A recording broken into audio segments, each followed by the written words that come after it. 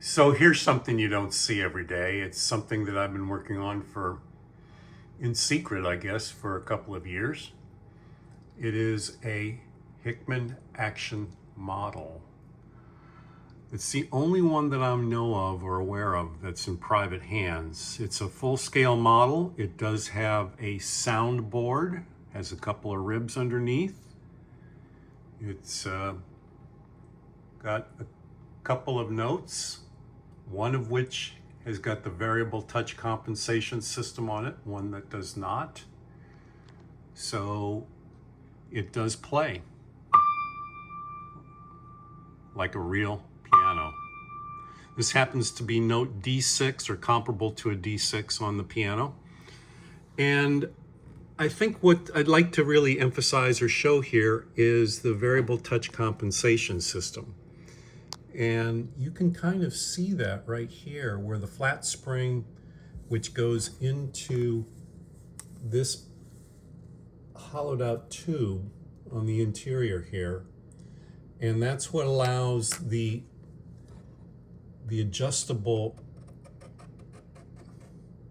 lever that's on the cheek block side to rotate that tube and to press down on that flat spring that's in there. That by pressing it down, it increases the force on the key lever and gives it more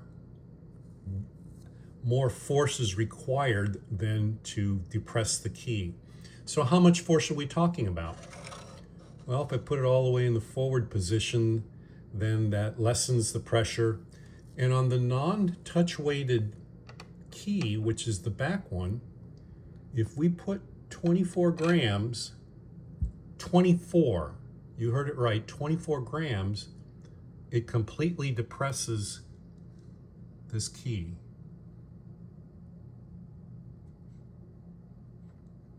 And activates that action.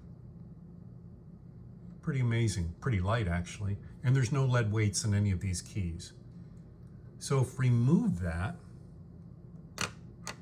and we put just the regular standard 32 grams, it's on a normal gram weight, it'll actually play the key.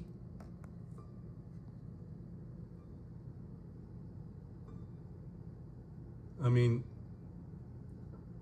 how responsive is that? So of course it's way too light for any practical usage. So in order to really make it useful without that, you actually have to put in lead weights on the front end of the action. And these are the lead weights that were on that key from the factory in order to give more downforce requirement on that particular non-touch weighted key. So how much variability do we have? Well, here is, I'm gonna go ahead and put this to the lightest position. We're gonna take, this is 16 and an 8. We'll put that on here. Still not enough. Let's take that off. Let's put a 32 on there. And we have the starts of that. Probably not there yet. 32. Let's add 8 to that. If I can get it on there. No, that didn't really work out terribly well. So that pretty much activates the key. 32 plus 8, 40 grams. Now the reason it's heavier is because there is some adjustability on that spring by turning this particular adjusting screw. That allows there to be a little bit of preload on that screw, and so you can start the range, if you want to call it, at the lower end at a given level. So here we have it at about, like I said, 40. Way too light probably for most people to play, but that just gives you an idea.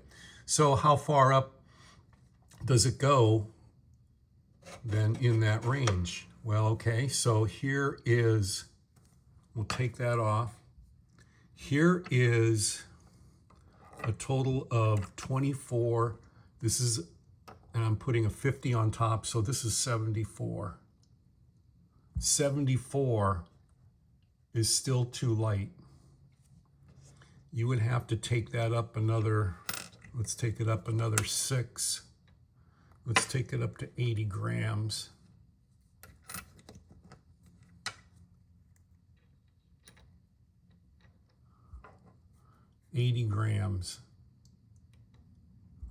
And still on the very probably outer edge of not being heavy enough. You can still go down quite a little bit, but it's getting close. So the point being is you can go from 40 to 80 just by changing the position of this slide. And that's a pretty significant range. Whoops.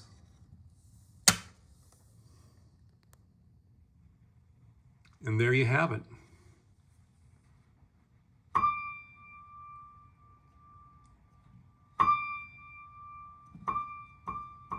I have the sostenuto rod. It does have a manual sostenuto rod here. I can actually undo that. So now we have the dampers which come into play.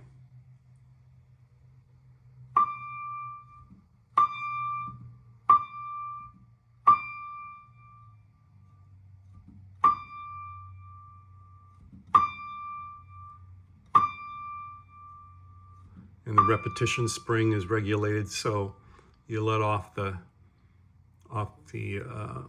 key and you get the slight bump up there. So there you have it. The Hickman action. It's been restored. Quite a bit of work went into this. Some old parts that have been restored, but a lot of new ones had to be made based upon what we started with. Another thing to kind of note here is I've talked a little bit about the kick-out screw, which you can't really see it here, pushes this particular lever out,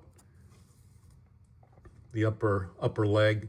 But then there's a stop screw. We've talked about that before. That actually hits this item right here on the back side where this felt is, and I call that the stop rail.